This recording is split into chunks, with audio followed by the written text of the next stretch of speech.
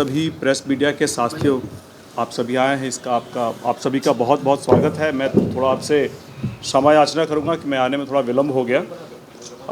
एक पहला मैं आपको अपडेट देना चाहता था अपनी पार्टी के जो क्रियाकलाप चल रहे हैं लगातार हर ज़िले में विधानसभा की चुनाव की तैयारी को लेकर के, उस बारे में जो हमारी समीक्षा बैठक चल रही है पार्टी की लगातार। इससे हम लोग हर ज़िले में जहाँ भी जा रहे हैं, चाहे वो प्रखंड स्तर पे हो या जो लोगों से मिल रहे हैं पंचायत स्तर पे हो, बूथ स्तर पे हो, उसकी तैयारी, उसकी समीक्षा जो हर ज़िले में आ रही है और जो फीडबैक आ रहा है, उससे हमें ये पता चल रहा है कि एनडीए गठबंधन बड़ी मजबूती से इस वक्त फील्ड में लगी हुई है, डटी हुई है अपनी तैयारियों में बिहार विधानसभा के चुनावों को लेकर के। और जो हमारी पार्टी की तैयारी है वो भी बहुत मुस्तैदी से चल रही है। और मुझे पूर्ण विश्वास है कि आने वाले समय जो विधानसभा में जब हमारी पार्टी उतरेगी तो एक गठबंधन सहयोगी के तौर पर बड़ी मजबूती से चुनाव लड़ने का काम करेगी। इसके अलावा एक बड़ा ही ज्वलंत मुद्दा है जो अभी चल रहा है और इस पे था कि पार्टी की तरफ से पार्टी का पक्ष भी रखा जाए। जो कल इंसिडेंट हुआ, जो नॉर्मलाइजेशन पे जो बीपीएससी के जो अभ्यर्थी हैं उनके ऊपर लाठी, प्रशासन और सरकार इसको लेकर के थोड़ा सा, चूँकि छात्र हैं, उनके भी घर में बच्चे हैं, उनके भी बच्चे हैं जो अभ्यर्थी होंगे, तो इस बारे में थोड़ी सी उनसे बातचीत करने की, उनकी बातों को सुनने की चेष्टा ज़्यादा की जाए। सबसे पहले हम लोग बात कर लेते हैं कि जो पूरा मुद्दा है ये नॉर्मलाइजेशन का, इसके दो पहलू हैं। एक है मुद्दा और दूसरा है घटना।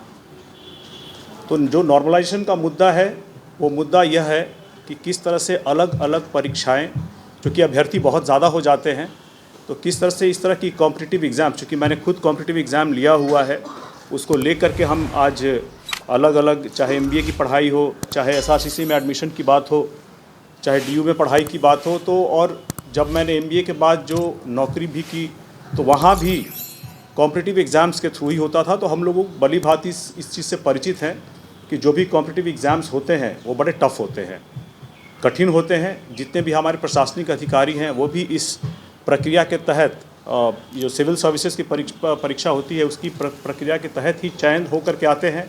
सीटें बहुत कम हैं लेकिन परीक्षार्थी बहुत ज़्यादा होते हैं। ऐसे में कभी कभी प्रशासन के लिए बहुत मुश्किल हो जाता है कि सारी परीक्षाओं को एक दिन में करा पाना। अलग अलग सेंटर्स होते हैं और अलग अलग दिनों में होते हैं। तो इन्हीं सब चीज़ों को लेकर के कि किस तरह से नॉर्मलाइजेशन के थ्रू सभी अभ्यर्थियों को इसका समान लाभ मिले, ये एक प्रक्रिया है। इसके 3 प्रमुख बिंदु हैं। सबसे पहली है इसमें हमारी सरकार एक जिम्मेदार सरकार के नाते ये बहुत ज़रूरी है कि जिस तरह से हर क्षेत्र में अपडेट कर रही है, विकास के कार्य कर रही है, अच्छे काम को बढ़ावा दे रही है, उसी तरह से इनके अंदर जो आयोग आते हैं, जैसे बीपीएससी का आयोग है, इसमें परीक्षा की प्रणाली को लेकर के किस तरह से लगातार अपडेट हो, परीक्षाएं किस तरह से बेहतर हो, ये भी सुनिश्चित करना बीपीएससी और सरकार का दायित्व होता है। इसी के साथ में दूसरा पक्ष होता है अभ्यर्थियों का। जो हमारे अभ्यर्थी हैं, नई परीक्षा की प्रणाली आने के कारण उनकी तैयारी में, उनकी उम्मीदों को लेकर के, उनकी आकांक्षाओं को लेकर के कुछ चिंताएं होती हैं जिसको कि एड्रेस करने की बहुत ज़रूरत है। और इसमें तीसरा पक्ष है एक ऐसा राजनीतिक दल जो कि अभी हो चुका है अप्रासंगिक। वो किसी भी मुद्दे को, चाहे वो युवाओं के, अभ्यर्थियों के, छात्रों के भविष्य से जुड़ा हुआ ही मुद्दा क्यों ना हो, उसको वो एक राजनीतिक हथियार बना करके अपने आप को प्रासंगिक करने की बार बार कोशिश करता है कि हर वो मुद्दा जो राजनीति का मुद्दा नहीं है, कैसे उसको राजनीति का एक मुद्दा बनाकर, टूल बनाकर, हथियार बनाकर उसका राजनीतिक लाभ लिया जाए। उनका मकसद सिर्फ यही होता है। उस पार्टी के जो नेता हैं आज तक किसी भी कॉम्पिटिटिव एग्ज़ाम में बैठे नहीं हैं, आज तक कभी भी कोई प्रतियोगी परीक्षा में बैठे नहीं हैं, लेकिन इस मुद्दे पर भी उनकी पार्टी के लोग आकर के उल्टे सीधे बयान देकर के अभ्यर्थियों को भड़काने का काम करते हैं। ये बहुत गलत है। इन सारे मुद्दों में लोक जनशक्ति पार्टी रामविलास जो है वो छात्रों, युवाओं और अभ्यर्थियों के हितों की रक्षा को लेकर के सदैव प्रतिबद्ध रही है। और उनके भविष्य निर्माता इन युवाओं की समस्याओं और चिंताओं को समाधान करना हमारी प्राथमिकता में रही है। देखिए, बिहार सरकार, सभी प्रेस मीडिया के साथियों, आप सभी आए हैं, इसका आप सभी का बहुत बहुत स्वागत है। मैं थोड़ा आपसे समय याचना करूंगा कि मैं आने में थोड़ा विलम्ब हो गया। एक पहला मैं आपको अपडेट देना चाहता था, अपनी पार्टी के जो क्रियाकलाप चल रहे हैं लगातार हर ज़िले में विधानसभा की चुनाव की तैयारी को लेकर के, उस बारे में जो हमारी समीक्षा बैठक चल रही है पार्टी की लगातार, इससे हम लोग हर ज़िले में जहां भी जा रहे हैं, चाहे वो प्रखंड स्तर पे हो या जो लोगों से मिल रहे हैं पंचायत स्तर पे हो, बूथ स्तर पे हो, उसकी तैयारी, उसकी समीक्षा जो हर ज़िले में आ रही है और जो फीडबैक आ रहा है, उससे हमें ये पता चल रहा है कि एनडीए गठबंधन बड़ी मजबूती से इस वक्त फील्ड में लगी हुई है, डटी हुई है अपनी तैयारियों में बिहार विधानसभा के चुनावों को लेकर के। और जो हमारी पार्टी की तैयारी है वो भी बहुत मुस्तैदी से चल रही है।